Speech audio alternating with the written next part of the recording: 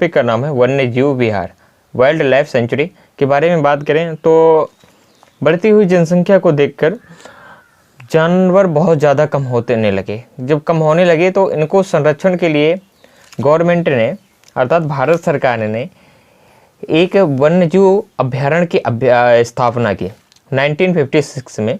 1956 में इसकी स्थापना की। कभी कभार 1957 भी आ जाता है। अगर ये दोनों ऑप्शन अगर दिए हों तो आपको 1957 टिक करके आना है। अर्थात वन्यजीव का मतलब है कि जंगली जानवर के संरक्षण के लिए इनकी आवश्यकता पड़े। तो मैं उत्तर प्रदेश के बारे में बात करता हूँ कि उत्तर प्रदेश में कौन कौन से वन्यजीव अभ्यारण्य हैं। तो सबसे पहले तो आता है आपका चंद्रप्रभा वन्यजीव अभ्यारण्य। 1957 में इसकी स्थापना हुई थी और ये चंदौली में पड़ता है। इसका जो एरिया है 78 किलोमीटर स्क्वायर है। ये प्रसिद्ध है चिंकारा, सांभर, तेंदुआ, भालू और नीलगाय के लिए फेमस है। इसके बाद सेकंड नंबर में आता है किशनपुर वन्यजीव अभ्यारण्य। ये पड़ता है आपका बहराइच में, लखीमपुर खीरी के आसपास का जो क्षेत्र है। इसकी स्थापना हुई थी 1972 में। ये प्रसिद्ध है शेर, बारहसिंगा, बाघ अर्थात टाइगर, गैंडा, हाथी और भालू के लिए प्रसिद्ध है। इसके एरिया की बात करें तो 204 किलोमीटर स्क्वायर में ये फैला हुआ। इसके बाद आता है कतरनिया घाट वन्यजीव अभ्यारण्य। ये पड़ता है आपका बहराइच में। इसकी स्थापना हुई थी। स्थापना के बारे में अगर बात की जाए तो 1976 में इसकी स्थापना हुई। प्रसिद्ध है ये घड़ियाल के लिए। घड़ियाल आप लोगों ने देखा होगा, मगरमच्छ के जैसा एक पानी में रहने वाला एक जलीय जीव होता है। इसके बाद आता है आपका रानीपुर वन्यजीव अभ्यारण्य। रानीपुर वन्यजीव अभ्यारण्य के बारे में अगर बात करें तो जो रानीपुर वन्यजीव अभ्यारण्य है ये है पड़ता है आपका बांदा में। कहाँ पे? बांदा में। इसकी स्थापना हुई थी। ये है आपका 1977 में इसकी स्थापना हुई। 230 किलोमीटर स्क्वायर में ये फैला हुआ है और ये प्रसिद्ध है विभिन्न प्राणियों के लिए, अर्थात विभिन्न जैसे मोर हो गया, ठीक, इसके लिए प्रसिद्ध है। ठीक, बहुत जैसे बारहसिंगा हो गए, ठीक, आपके नीलगाय हो गए, ये जानवर इस पर रखे गए। इसके बाद आता है महावीर स्वामी वन्यजीव अभ्यारण्य। ये ललितपुर में पड़ता है। ललितपुर उत्तर प्रदेश का एक ऐसा डिस्ट्रिक्ट है जो एमपी से तीनों तरफ से घिरा हुआ है। इसकी स्थापना अगर पूछी जाए, और ललितपुर में तांबा भी पाया जाता है। ललितपुर का सोनराई क्षेत्र है और बहुत इंपॉर्टेंट है ये ललितपुर। स्थापना के बारे में बात करें तो 1977 में इसकी स्थापना हुई। इसका जो एरिया है 5.4 किलोमीटर स्क्वायर इसका एरिया है, अर्थात ये सबसे छोटा है। वन्यजीव अभ्यारण्य के बारे में अगर बात करें, ये प्रसिद्ध है बंदर और मोर के लिए प्रसिद्ध है। राष्ट्रीय चंबल वन्यजीव अभ्यारण्य की स्थापना हुई थी। ये एक संयुक्त अभ्यारण्य है। उत्तर प्रदेश, मध्य प्रदेश और राजस्थान का एक संयुक्त अभ्यारण्य है। ये कौन सा? जो अभी मैंने आपको बताया, राष्ट्रीय चंबल वन्यजीव अभ्यारण्य। इसकी स्थापना हुई थी 1979 में। ये प्रसिद्ध है घड़ियाल हो गया, डॉल्फिन हो गया, जलीय, मतलब अगर पूछा जाए कि राष्ट्रीय जलीय जीव कौन है तो डॉल्फिन है। ठीक, मछली हो गई, मगरमच्छ के लिए प्रसिद्ध है। आपने लोगों ने देखा होगा ये चंबल नदी बीहर बनाती है, अर्थात वेनिस जो बनाती है। इसके बाद बात करें 635 किलोमीटर स्क्वायर इसका एरिया है। आगरा, इटावा और औरैया में ये फैला हुआ है। कैमूर वन्यजीव अभ्यारण्य ये पड़ता है आपका सोनभद्र, मिर्ज़ापुर हो गया। इसकी स्थापना हुई थी 1982 में। इसका जो एरिया है 501 किलोमीटर स्क्वायर है। ये प्रसिद्ध है तेंदुआ, चीता, चिंकारा और काला हिरण के लिए फेमस है। इसके बाद आता है आपका हस्तिनापुर वन्यजीव अभ्यारण्य। हस्तिनापुर के बारे में बात करें तो ये मेरठ वाला क्षेत्र है। तो ये मेरठ हो गया, गाजियाबाद, मुरादाबाद, हापुड़, मुजफ्फरनगर, बिजनौर, इसी में ये फेमस है हस्तिनापुर वन्यजीव अभ्यारण्य। इसका एरिया है 2072 किलोमीटर स्क्वायर, ये सबसे बड़ा है। इसके बाद आता है आपका सुहागी परवा वन्यजीव अभ्यारण्य। इसकी स्थापना हुई थी 1987 में। इसकी स्थापना हुई, ये महाराजगंज में पड़ता है। इसका एरिया है आपका 428 किलोमीटर स्क्वायर। ठीक, इसके बाद आता है सोहेलवा वन्यजीव अभ्यारण्य। 1987 में इसकी स्थापना हुई। गोंडा, बलरामपुर, श्रावस्ती में पड़ता है। इसका एरिया है 452 किलोमीटर स्क्वायर। कछुआ वन्यजीव अभ्यारण्य की बात करें तो ये बनारस में पड़ता है। कहाँ पे? बनारस। जो बहुत फेमस है साड़ियों के लिए भी फेमस है, ये आप लोगों ने पढ़ा होगा। पंडों का शहर भी इसको कहते हैं। अहिल्याबाई होलकर द्वारा काशी विश्वनाथ मंदिर भी है यहाँ पे बनवाया गया था, ठीक। और इसे घाटों का नगर कहते हैं। सिल्क की साड़ियों के लिए फेमस है, बहुत इम्पोर्टेंट है बनारस। इसकी स्थापना हुई थी 1989 में। इसका जो एरिया है 7 किलोमीटर स्क्वायर इसका एरिया है। पीलीभीत के बारे में बात करें तो इसके बाद आता है पीलीभीत वन्यजीव अभयारण्य। ये पड़ता है किशनपुर, कतर्निया घाट और पीलीभीत में। 214 किलोमीटर में अगर बात करें तो अभी ये नया बना है। 2014 में इसके ये बना था और इसका 1079 किलोमीटर स्क्वायर इसका एरिया है, यानी 1079 किलोमीटर स्क्वायर इसका एरिया है। और 2014 में इसका स्थापना हुई थी। इसके बाद आता है पक्षी विहार बर्ड सेंचुरी, नवाबगंज पक्षी विहार। ये पड़ता है आपका उन्नाव में। उन्नाव आपका पड़ता है कानपुर के आगे, अगर आसपास कानपुर के आगे है और लखनऊ के बीच में ये पड़ता है, ये आपका उन्नाव। चंद्रशेखर पक्षी विहार के नाम से भी इसको जाना जाता है, नवाबगंज। 1984 में इसकी स्थापना हुई थी। 2 किलोमीटर स्क्वायर है इसका एरिया। पक्षी विहार मतलब इसमें पक्षी ही रखे जाते हैं। पक्षी हो गए, बंदर हो गए, मोर हो गए, ठीक। समसपुर पक्षी विहार ये पड़ता है आपका रायबरेली। 1987 में इसकी स्थापना हुई। इसका एरिया है 8 किलोमीटर स्क्वायर। इसके बाद आता है लाख बहोसी पक्षी विहार, सबसे बड़ा है ये कन्नौज का। अगर पक्षी के मामले में देखा जाए तो 80 किलोमीटर स्क्वायर है। 1988 में इसकी स्थापना हुई थी। फिर आता है सांडी पक्षी विहार, हरदोई में पड़ता है और 1990 में इसकी स्थापना हुई थी। 3 किलोमीटर स्क्वायर ये फैला हुआ है। इसके बाद आता है बखीरा पक्षी विहार। कौन सा? बखीरा पक्षी विहार की अगर बात करें तो ये पड़ता है आपका संत कबीर नगर। संत कबीर नगर का पुराना नाम मगहर था, ठीक। अभी इसको चेंज करके संत कबीर नगर कर दिया गया है, जिसका मुख्यालय खलीलाबाद में। उल्लेख मिलता है कि यहाँ कबीरदास जी जब मरे थे तो यहीं पे मरे थे, मगहर में। और इनका जन्म हुआ था कबीरदास जी का कहाँ पे? आपका बनारस में। कुछ कथाएं प्रचलित हैं कि बनारस में अगर कोई मरता है बनारसी में तो उसको स्वर्ग की प्राप्ति होती है। ऐसे मैथोलॉजिकल चीज़ें कुछ प्रचलित हैं भाषा में अगर बात करें। और जो कहते हैं मगहर में मरता है उसे नरक की प्राप्ति होती है। तो इनने बहुत विरोध किया। जन्म लिया था इनने कहाँ पे? बनारस में। जब इनका मृत्यु का समय आया था संत कबीर का, तो ये मगहर में मरे थे, तो उन्हीं के नाम पे मगहर को संत कबीर नगर कर दिया गया है। इसका जो एरिया था बखीरा पक्षी विहार का, ये है 29 किलोमीटर स्क्वायर। 1990 में इसकी स्थापना हुई थी। इसके बाद आता है आपका ओखला पक्षी विहार। ओखला पक्षी विहार ये पड़ता है आपका गौतम बुद्ध नगर में। 1990 में इसकी स्थापना हुई थी। 1990 में इसका एरिया है 4 किलोमीटर स्क्वायर। इसके बाद आता है समान पक्षी विहार। ये पड़ता है आपका मैनपुरी में। इसकी स्थापना हुई थी 1990 में इसकी स्थापना हुई। 5 किलोमीटर स्क्वायर ये फैला हुआ है। पार्वती अर्गा अर्थात ये गोंडा में, पार्वती अर्गा ये पड़ता है गोंडा में। स्थापना हुई थी इसकी 1990 में। इसका जो एरिया है ये 11 किलोमीटर स्क्वायर है। कितना है? 11 किलोमीटर इसका एरिया है। फिर आता है आपका पटना पक्षी विहार। ये एटा में पड़ता है। 1990 में इसकी स्थापना हुई थी। 1 किलोमीटर स्क्वायर है, ये सबसे छोटा है। विजय सागर पक्षी विहार आप लोगों को पता होगा, ये महोबा में पड़ता है। जो पान के लिए बहुत फेमस है ये महोबा।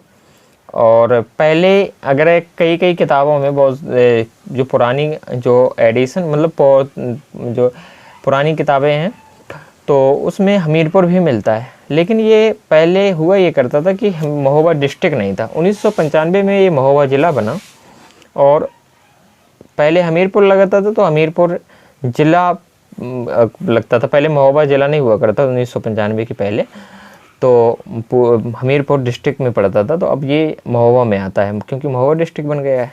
इसका एरिया है 3 किलोमीटर स्क्वायर है। 1990 में इसकी स्थापना हुई थी।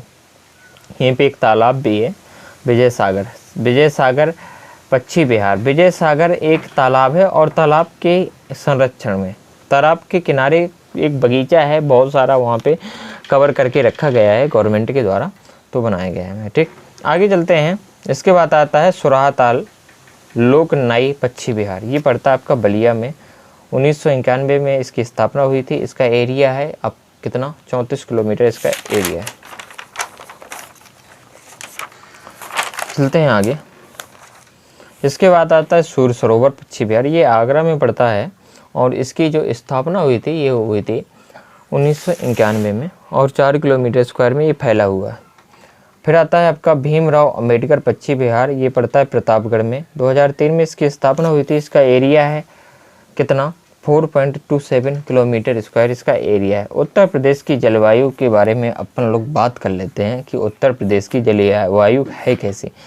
मतलब यहाँ का जलवायु का पहले मतलब समझिए कि जलवायु का मतलब ये होता है कि वो एक मतलब लंबे समय तक एक जैसा मौसम रहता है तो उसे जलवायु कहते हैं। क्या कहते हैं, जलवायु। और मौसम मतलब 10 दिन एक जैसा रहा, फिर बदल गया, 5 दिन ऐसा रहा, तो वो मौसम कहता है। मौसम मतलब बदलता रहता है। कह नहीं देते कि मौसम की तरह तुम बदल तो ना जाओगे, गाना भी चला था, तो ऐसे ये भी है। जलवायु मतलब एक बहुत मतलब एक लंबे रीजन तक दर्ज करने वाली दशाओं को कह सकते हैं कि क्या कहते हैं, जलवायु कहते हैं। उत्तर प्रदेश की जो जलवायु है वो समशीतोष्ण उष्णकटिबंधीय है। कैसी है, समशीतोष्ण उष्ण कटिबंधीय जलवायु पाई जाती है उत्तर प्रदेश में। अगर बात करें कि ऋतुएं कितनी होती हैं, तो अपने उत्तर प्रदेश की अगर बात करें तो यहाँ पे 3 ऋतुएं होती हैं, शीत ऋतु, ग्रीष्म ऋतु और वर्षा ऋतु। विंटर सीजन, समर सीजन और रेनी सीजन 3 से 4 महीने तक एक जैसा जब मौसम रहता है तो उसे ऋतु कहते हैं। क्या कहते हैं, ऋतु। मैं बात कर लेता हूँ शीत ऋतु की। शीत ऋतु के बारे में अगर बात करें तो ये सर्दी जब पड़ती है तो नवंबर से स्टार्ट हो जाती है और फरवरी तक पड़ती रहती है। और सबसे जो मतलब प्रदेश का कह सकते हैं जो ठंडा महीना होता है तो जनवरी माना गया है। क्या, जनवरी में बहुत ज़्यादा ठंडी पड़ती है उत्तर प्रदेश के बारे में अगर बात करें। अगर पूछा जाए कि यहाँ का सर्वाधिक औसत तापमान कितना होता है, तो यहाँ का जो सर्वाधिक औसत तापमान है वो है 28.3 डिग्री सेंटीग्रेड। न्यूनतम की बात करें तो 13 डिग्री सेंटीग्रेड के समथिंग है, लेकिन एग्जैक्ट डाटा आपको याद रखना है कि ये 13.3 डिग्री सेंटीग्रेड है। ठीक, सबसे कम वर्षा होती है कितनी, 10 सेंटीमीटर यहाँ पे वर्षा होती है, सबसे कम। इससे ज़्यादा भी हो सकती है, ठीक, लेकिन सबसे कम अगर वर्षा पूछ जाए कि मिनिमम कितनी वर्षा होती है तो ये 10 सेंटीमीटर आपकी यहाँ पे वर्षा होती है। एक क्वेश्चन आया था कि शीत ऋतु में होने वाली बरसात का कारण क्या होता है, तो पश्चिमी जो विक्षोभ होता है उसके कारण, क्योंकि भूमध्य सागरीय क्षेत्र जो इस पे होता है कि वहाँ से धीरे धीरे जब हवाएं गर्म हो जाती हैं तो वो गर्म होने के बाद धीरे धीरे ठंडी होने लगती है और ठंडी होने के बाद वो इतनी ठंडी हो जाती है कि वहाँ पे ये होता है कि जब ओले पड़ने लगते हैं, ठीक, कि जब ज़्यादा ठंडी हो गई तो ओले पड़ने के चांस बहुत ज़्यादा हो जाते हैं। तो यही कारण है कि पश्चिमी विक्षोभ के कारण कह सकते हैं कि यहाँ पे शीत ऋतु में वर्षा भी हो जाती है। कभी कभार आपने देखा होगा ओले पड़ जाते हैं। क्वेश्चन आता है कि किस हिस्से में सबसे ज़्यादा वर्षा होती है, तो पश्चिमी हिस्से में, क्योंकि पश्चिम से मानसून बनता है तो पश्चिमी हिस्से में सबसे ज़्यादा क्या होती है, बारिश होती है। एक क्वेश्चन और बनता है कि प्रदेश का सबसे ठंडा जनपद कौन सा होता है, तो ये बरेली होता है। कौन सा, बरेली है आपका प्रदेश का अगर सबसे ठंडा जनपद पूछ लिया जाए तो बरेली है। इसके बाद आता है शीत ऋतु। शीत ऋतु के बारे में अगर बात करें तो मार्च से जून तक का महीना, सॉरी ये ग्रीष्म ऋतु कहलाता है। अब मैं शीत ऋतु पे ख़त्म हो गया था टॉपिक, अब मैं बात कर रहा था किसकी, समर सीजन की। ग्रीष्म ऋतु में मार्च से जून तक का जो महीना होता है वहाँ पे गर्मी बहुत ज़्यादा पड़ती है। अधिकतम यहाँ का जो टेम्परेचर रहता है वो बुंदेलखंड में बहुत ज़्यादा मतलब टेम्परेचर दर्ज किया गया है, क्योंकि रीज़न ये है कि बुंदेलखंड में जो ये कर्क रेखा के नज़दीक पड़ता है। सबसे ज़्यादा बांदा महोबा होगा ये सबसे मतलब नज़दीक पड़ते हैं कर्क रेखा के। यहाँ का जो औसत तापमान है वो अधिकतम 40 डिग्री से 47 डिग्री तक हो जाता है। बहुत ज़्यादा टेम्परेचर हो जाता है यहाँ का बुंदेलखंड क्षेत्र का। राज्य का औसत तापमान की अगर बात करें तो 36 डिग्री से 39 डिग्री सेंटीग्रेड तक यहाँ का राज्य का औसत तापमान होता है। न्यूनतम तापमान की बात करें तो 21 डिग्री सेंटीग्रेड से और ये आपका 23 डिग्री तक यहाँ का क्या रहता है, न्यूनतम तापमान रहता है। गर्म डिस्ट्रिक्ट की अगर बात करें, सबसे गर्म डिस्ट्रिक्ट अगर तो ये आपका आगरा और झांसी है।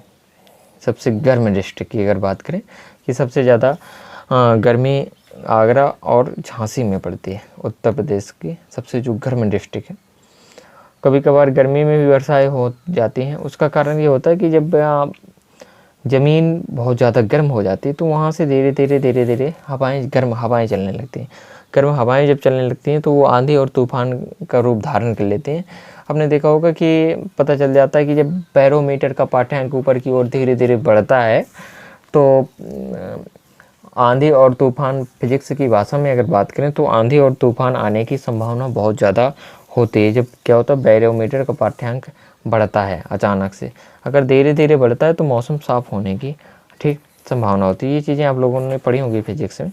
इसके बाद आता है आपका वर्षा ऋतु, कौन सा, रेनी सीजन की बात करें तो सर्वाधिक, अगर सबसे पहला क्वेश्चन तो यही बनता है कि उत्तर प्रदेश के किस ज़िले में सबसे ज़्यादा वर्षा होती है। तो गोरखपुर वाला जो क्षेत्र हो गया, यहाँ पे सबसे ज़्यादा वर्षा होती है गोरखपुर में। और यहाँ पे गन्ने की खेती भी बहुत ज़्यादा होती है गोरखपुर में।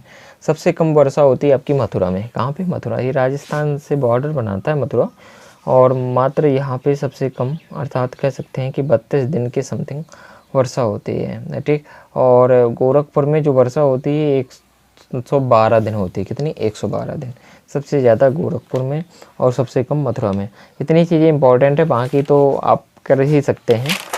चलते हैं आगे। फिर इसके बाद मैं आपको सॉइल पढ़ाता हूँ, उत्तर प्रदेश की मिट्टियाँ अर्थात मृदाएँ।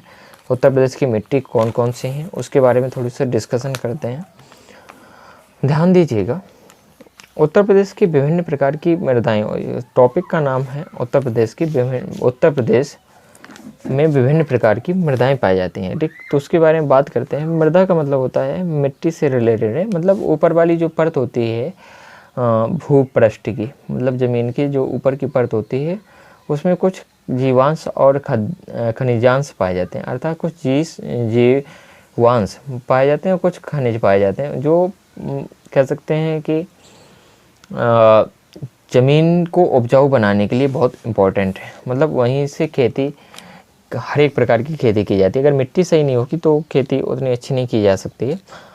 जैसे पहले बात कर लेता हूँ भावर एवं तराई की मृदा। ये होती क्या है कि पहले तो आप ये समझिए, जैसे ये पहाड़ है, पहाड़ से नदियाँ जैसे धीरे धीरे नीचे की ओर उतरती हैं तो अपने साथ कंकड़ पत्थर ऐसे बहा के लाते हैं।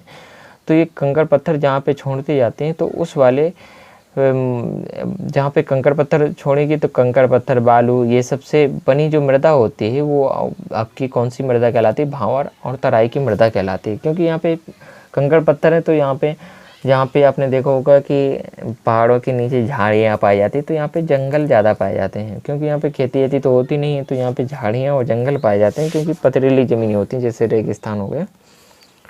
इसके बाद आता है आपका तराई मृदा। तराई मृदा की बात करें तो जैसे ही आगे की ओर ये नदियाँ बढ़ती हैं तो अपने साथ छोड़ते चले जाते हैं क्या, मिट्टी आगे की ओर जैसे बढ़े तो ये कंकड़ पत्थर छोड़ने के बाद फिर आगे की ओर बढ़ती हैं, ठीक। आगे की ओर जैसे बढ़ती हैं तो बढ़ने के बाद कुछ ही जगह पे क्या होता है कि जब आगे की ओर बढ़ती हैं तो तराई क्षेत्र में प्रवेश कर जाते हैं, मतलब पूरे का मैदानी क्षेत्र में। उसी को अपन लोग तराई की मृदा कहते हैं। यहाँ पे चूने की अधिकता होती है, अर्थात यहाँ पे गन्ना, बहुत उपजाऊ ज़मीन पानी जाती है, यहाँ पे गन्ना की खेती अधिक की जाती है।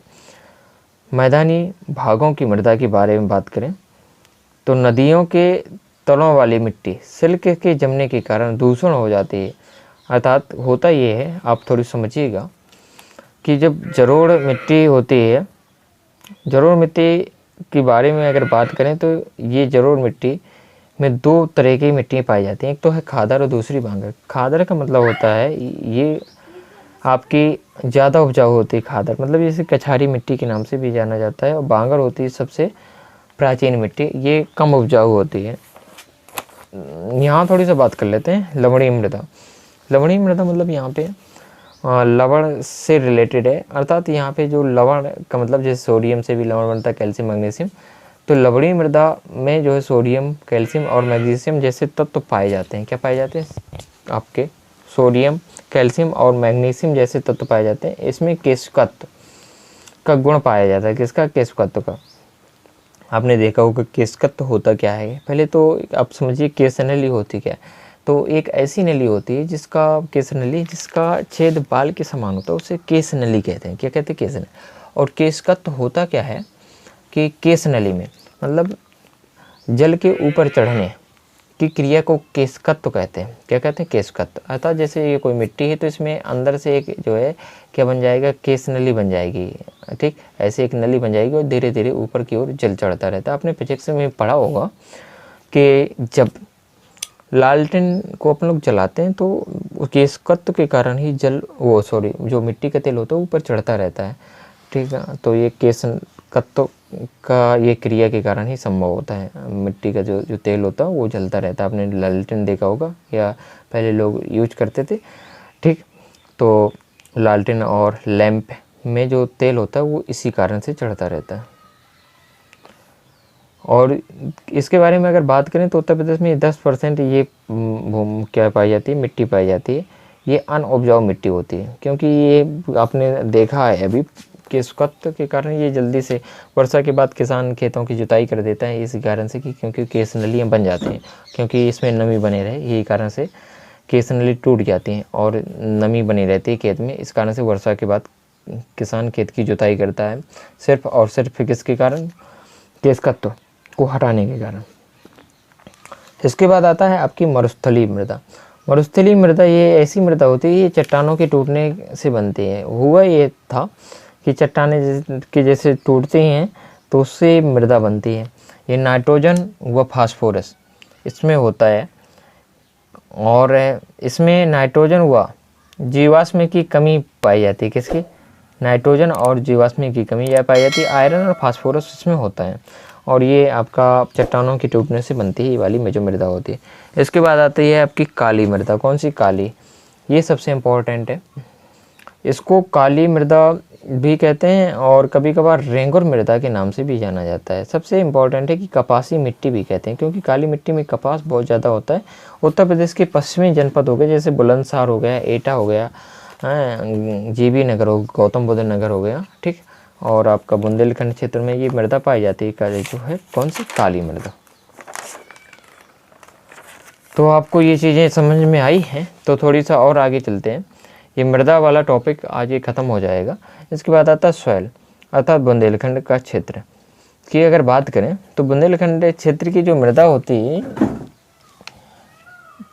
प्रदेश का जो पश्चिमी हिस्सा होता है वो आपका बुंदेलखंड कहलाता है और जो पूर्वी है उसे बघेलखंड कहते हैं। ठीक, इसको याद रखना है, ध्यान रखना है दिमाग में। ठीक, यहाँ पे जो मृदा पाई जाती है वो चट्टानों के टूटने से बनी थी। सबसे इम्पोर्टेंट क्वेश्चन ये बनता है कि ये प्री कैम्बियन युग की चट्टानें थी, उनके टूटने से ये मृदा का निर्माण हुआ है। लाल मृदा के बारे में अगर बात करें तो लाल मृदा बुंदेलखंड में सबसे ज़्यादा पाई जाती है। जैसे झांसी हो गया, ललितपुर हो गया। ठीक, सोनभद्र बुंदेलखंड में नहीं आता है, महोबा बांदा ये भी बुंदेलखंड में आते हैं, तो इसमें पाई जाती है लाल मृदा। ये लाल मृदा ग्रेनाइट चट्टानों से बनी होती है। ये फेरिक ऑक्साइड इसमें होता है। मृदा के कारण आयरन की इसमें अधिकता होती है, इस कारण से इसका रंग लाल होता है। क्या होता है? लाल। मोटे अनाज, ज्वार, बाजरा, दलहन तिलहन ये इसके लिए इम्पोर्टेंट है, ये लाल मृदा। इसके बाद आती है आपकी पड़ुआ मृदा। इसको कभी पड़वा भी कह सकते हैं, पडुआ कह सकते हैं, पड़वा कह सकते हैं, कई प्रकार के नाम है। लोग अलग अलग तरीके से इसको बुलाते हैं या पुकारते हैं, इसको कहते हैं। ठीक, इसके बारे में बात करें तो ये हल्के लाल रंग की मृदा होती है। इसमें ये महोबा, हमीरपुर, जालौन अर्थात बुंदेलखंड में ज़्यादा पाई जाती है। ये पड़ुआ मृदा होती है। ह्यूमस की कमी होती है इसमें चना बहुत ज़्यादा वो उगाया जाता है और इसमें ज्वार भी बहुत है। इसके बाद आता है मड़ना मृदा। मड़ना मृदा ये पश्चिमी उत्तर प्रदेश में पाई जाती है। जल रंग इसका काला होता है, पानी के दौरान चिपचिपी हो जाती है, इसलिए इसको क्या कहते हैं? माड़ना कहते हैं। क्या? माड़ना मृदा भी कहते हैं। 60% सिलिकॉन पाया जाता है, 15% इसमें आयरन और 25% एल्यूमिनियम से बनी होती है ये वाली मृदा। ठीक, इसके बाद आता है राकस मृदा। राकस मृदा भी ये बुंदेलखंड के क्षेत्र में पाई जाती है। ये जो है पठारी ढालों पर पाई जाती है। आपने देखा होगा जैसे पठार होते हैं, पठार है तो ऊपर से पानी बरसेगा तो पूरा का पूरा पर्वत जो है अपने साथ, कुछ बालू है, इस तरीके से कंकड़ पत्थर लाते रहते हैं, ठीक। तो उससे बनते ही इसलिए इसको राकस नाम दिया गया है। ये भूरा लाल रंग की मृदा होती है, कि नहीं भूरी भूरी दिखाई देती है, कांकड़ पत्थर उसमें मिलकर बनी होती है। मोटी राकड़ और पतली राकड़, मतलब कहने मतलब ये है कि जो पठार के नीचे वाला क्षेत्र होगा वो मोटी राकड़ कहलाता है। जो इसके बाद छोटे छोटे जो कण आएंगे वो आपका क्या कहलाएगा, पतली राकड़ कहलाता है। इसमें तना जो आपका क्या हो गया, ग्राम हो गया अर्थात चना हो गया, तिल हो गया, ये इसमें पाए जाते हैं राकड़ मृदा में। इसके बाद है भोंटा मृदा। भोंटा मृदा की अगर बारे में बात करें तो ये हल्का लाल रंग की मृदा होती है, विंध्याचल वाले क्षेत्र में पाई जाती है भोंटा मृदा। और नलिका अपर्दन, ये क्या होता है, खेत में अपने आप क्या हो जाती है, नाली बन जाती हैं, ठीक। उन्हें इसे प्रोसेस को अवनलिका कहते हैं, अवनलिका अपर्दन कहते हैं। आपने देखा होगा जैसे सबसे इम्पोर्टेंट चंबल के बीहर ले लो, आपने देखा होगा इस तरीके से ऊंचे नीचे चंबल के बीहर होते हैं, वो पूरा का पूरा उसी के अवनलिका अपर्दन के उदाहरण। आपने देखा होगा कि चंबल के बीहर पहले ऐसा है, फिर कोई और ऊंचा है, फिर इस तरीके से नीचे ढलान है, फिर और इस तरीके से जो बीहर बनता है वो इस तरीके से बीहर होते हैं, चंबल में जो बीहर होते हैं, ठीक। तो फिर आज की क्लास यहीं तक रहेगी। उत्तर प्रदेश के ऐतिहासिक स्थल को मैं कल कवर करूँगा। तो अगर आपको ये वीडियो में कुछ हेल्प हो रही है, आपको लगता है कि मुझे कुछ इससे फ़ायदा है, तो आप इसको जो है इस चैनल को सब्सक्राइब ज़रूर करिए, ठीक। और धीरे धीरे इसको कवर करिए, बहुत इम्पॉर्टेंट है। अगर आप थोड़ी तो अपने लक्ष्य के प्रति अगर थोड़ी सा एक स्टेप भी आगे जाते हो ना तो बहुत इम्पॉर्टेंट है। इसलिए डेली पढ़िए। लॉकडाउन चल रहा है, पता नहीं कब तक खुलता है। अभी 4 स्टेज भी आने वाला, मोदी जी ने घोषणा भी कर दी थी कल शाम को। तो इसलिए ये कुछ नहीं कहा जा सकता है क्या नियम हो सकते हैं, इसलिए घर में रहो, ठीक। क्या कर सकते हैं, आप भी कुछ नहीं कर सकते हैं, ठीक। घर में रहिए, पढ़िए, ठीक। तो बस मैं आपसे यही कह रहा हूँ बस, और बाकी जो है तो आप कमेंट में मुझे बताते रहिए, ठीक। थैंक यू सो मच, धन्यवाद।